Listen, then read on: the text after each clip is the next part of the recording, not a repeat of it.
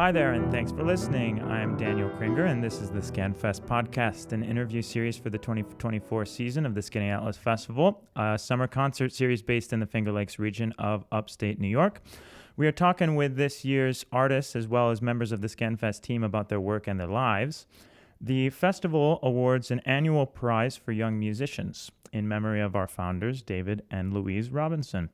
And this year, the panel selected two recipients, pianist Nathaniel Shuhan and soprano Ava Tyler. And I have Nathaniel with me here to talk today.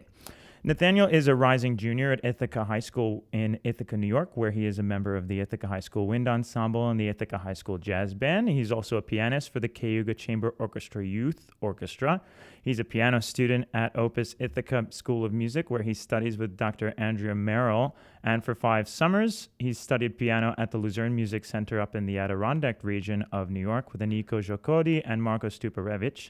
Nathaniel was the winner of the Luzerne Music Center's 2023 Concerto Competition. In the fall of 2023, he placed second in the Nazareth University Piano Competition and also won the competition's Diversity in Music Award.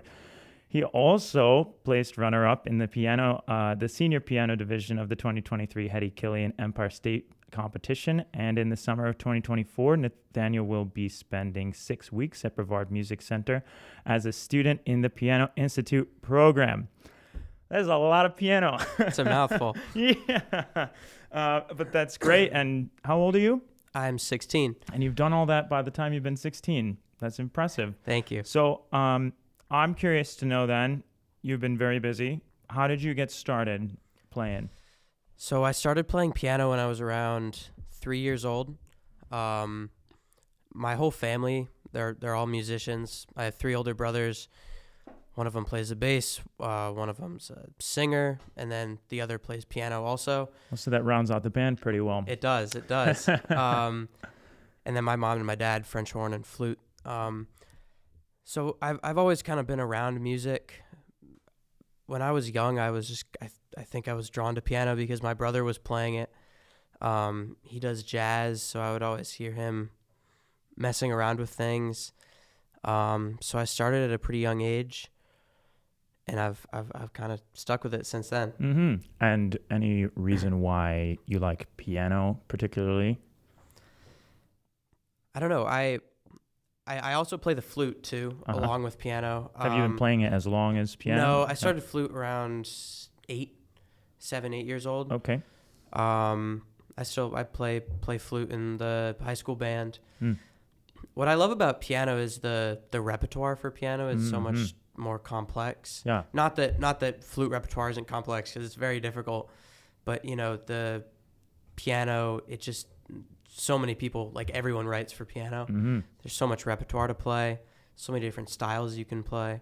So I think that's why I gravitated towards that. Yeah, great.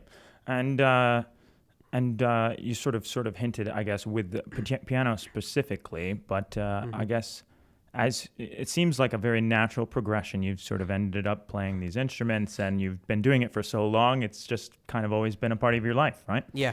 And so what keeps you playing? What do you like about the music? Does it bring something to you?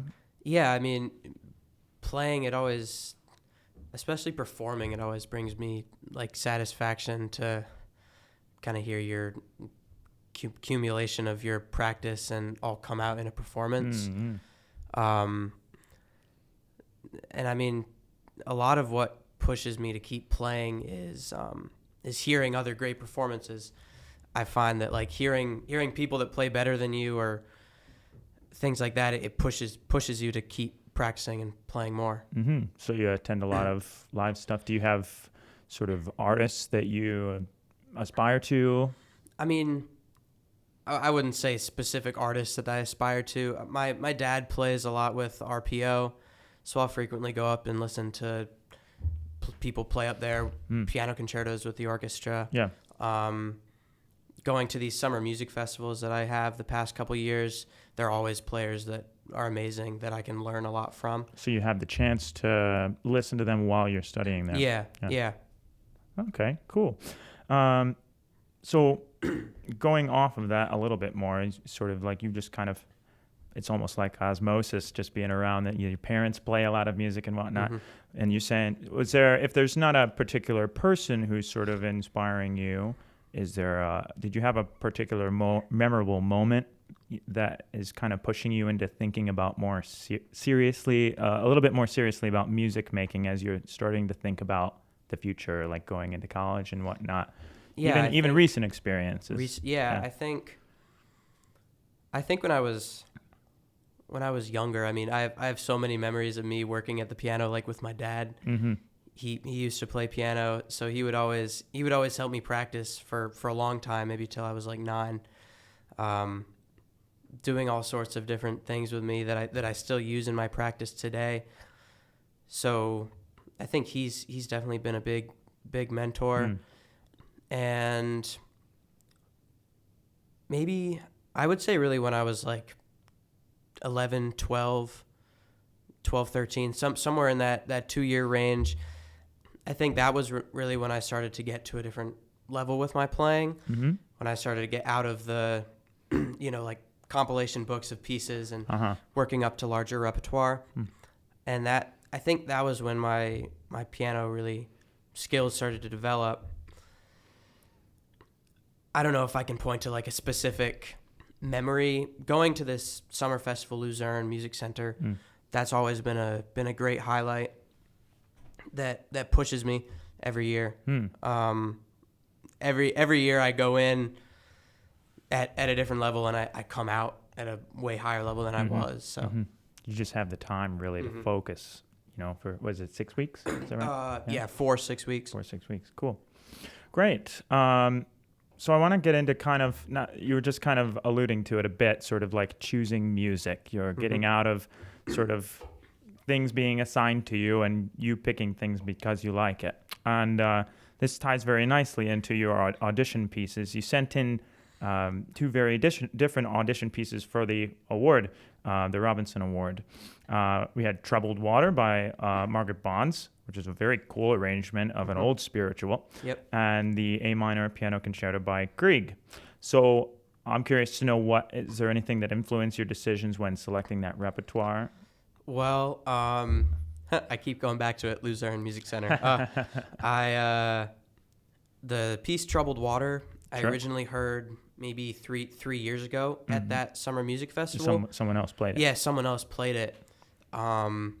I remember the name of it, and maybe about a year ago, I was like, oh, man, that was such a cool piece. Very cool piece. So I went back to it, found the music, started to learn it, and then since then, I've used it for a couple different concerts and recordings here and there, and that was a good recording that I made. So I figured that would be a great piece just because it's newer, a bit more or less less represented, something that people don't know as well. And then the Grieg, that's a piece that I've been playing that for a long time now. Kind of a long-term project. Yeah, long-term project. It's been put away now for a little bit, but I originally started learning it maybe about two years ago. There was a Cayuga Chamber Orchestra Concerto Competition that I did it for, and that was probably one of my first competitions that I did. Right. Yeah. So I used it for that, and then I used it for many other competitions after that. And the recording that I submitted, that was a live performance that I won the youth orchestra competition, and that was with the orchestra that I got to play it with. Yeah, fantastic. So actually going on to sort of the competition experiences that you've had, in your application, you highlighted some competition experiences, particularly that you had lost to before then placing first in the concerto competition, which happened to be the recording that you sent in to us, which is a very interesting thing to talk about. Particularly in application, is that you sort of experienced a couple of failures before finding some success. And I'm just curious to know, could you talk a little bit more about that experience and maybe how it might have shaped your outlook on competition and maybe performance in general? Yeah. I mean, I think since then I've at least done maybe 20 competitions. Wow. Or maybe not quite 20, maybe 15, something like that. Whether concerto competitions or solo repertoire. And for the most part, it's different stuff that I'm playing on each thing, trying to not do the same thing over and over. Yeah. You know, I mean, there's wins and losses that come with everything. I'm coming off a loss of a concerto competition recently, but it's all learning experiences, and I think it just pushes you to be better, or to keep improving. And working on your playing. I think that's a very good outlook to have, especially when you're presenting things for other people to adjudicate, you know, and assign value to. And you know, sometimes, you know, recently with the competition that I did, that I lost, you get to a certain point when, like, everyone is playing at such a high level. Yeah. And you may do the competition and you were very happy with how you played. You thought you played great, but you might not win. And I think you just have to learn from that. That's fantastic. Sort of a goal of sharing what you've been working on with whoever's there. Yeah, it's a good attitude for a performer in general. So great. You have experience playing the piano in genres beyond classical. Can you elaborate on that and tell me a little bit about what draws you to those different styles? The main style that I do outside of classical is jazz. I've been playing jazz for maybe 4 or 5 years now. Well, longer than that. I've always messed around with other styles other than classical, but I think that it's really been the past like 4 or 5 years when I've got into jazz. I play in my high school jazz band. I play in a combo. It's kind of just an outlet for me to relax and kind of take a step back from classical. You chill out a little bit, just kind of play what I'm feeling. Sure, yeah. And it's really fun. It's very useful because you can do all different sorts of gigs, not just one direction. Yeah, and are there similarities you find between the two? You said there's a difference where you feel like you're kind of relaxed a little bit, more kind of playing off the other musicians you're working with and whatnot. Yeah, I mean, I think in classical music you should also totally be relaxed. You should be playing off other people. It's just a little different though. I think the two relate. A lot of the chord progressions and theory in jazz you can apply to pieces in classical music. Like you find that Chopin is doing the same stuff that, I don't know, Bill Evans did playing jazz, but just in a different era. He's still playing 2-5-1s in his piece, but it's just in a different style. Absolutely, yeah. And there was a time when, even earlier during the Baroque period, they would just put whatever the chord was supposed to be, and then the musician just woo, and that's very cool the way that connects. Yeah. Yeah. So it's a same sort of thing. Yeah. Do you have a favorite, like a non-classical song or artist, or even like outside jazz? Yeah, outside. I mean, I listen to all sorts of different things. Go on, tell me. I go through different moods. I listen to a lot of like newer R&B, kind of, like R&B, pop R&B. I'll listen to hip hop music. I love, for R&B music, I mean, this is a classic, like Earth, Wind, and Fire. Okay. That's good. Trying to think of some newer artists that I enjoy. A guy named Sam Henshaw. Okay. You might not know him. He's is he right? He's like an R&B artist, more chill kind of stuff. For hip hop, I love J. Cole. Okay. He's one of my favorites to listen to. He's also more on the R&B side. Yeah. Cool. And so a favorite classical piece artist? That would be hard to pick. You give me a top 3 if you want. A top 3? Or top 2 or whatever. Some tops. Well, my favorite composer is probably Rachmaninoff. Okay. Why is that? His stuff is just so like deep romantic, and you can really lean into all his music. And I feel like it just expresses like emotions so deeply. One of my favorite pieces, I'm learning it right now, his Rachmaninoff Second Piano Concerto. Pretty famous piece. This is the one. Or no, that's Grieg. Grieg. That's Grieg. How does it start? Da, da, da, da, da, Oh, yeah. da, da. Okay. Yep. Pretty famous piece, and I love that so much. All three movements are amazing. Yeah. That would maybe be a number one. Okay. I guess. Outside of that, it's just so hard to pick. Yeah, like you said, the repertoire is crazy So, big and varied. I think probably piano has the most repertoire, Yeah. and violin. The two of those, so many things to pick from. And the cool thing with piano is there's just so many possibilities with the keyboard as far as colors. So let's talk a little bit about the future. I'm curious to know what you're aspiring to in the next 5 years, 10 years. So you're going to be going to college in a few years. And what do you see yourself doing there and maybe beyond? Well, I'll be looking into college here in the next year or two. I'll probably start applying and looking into stuff next year.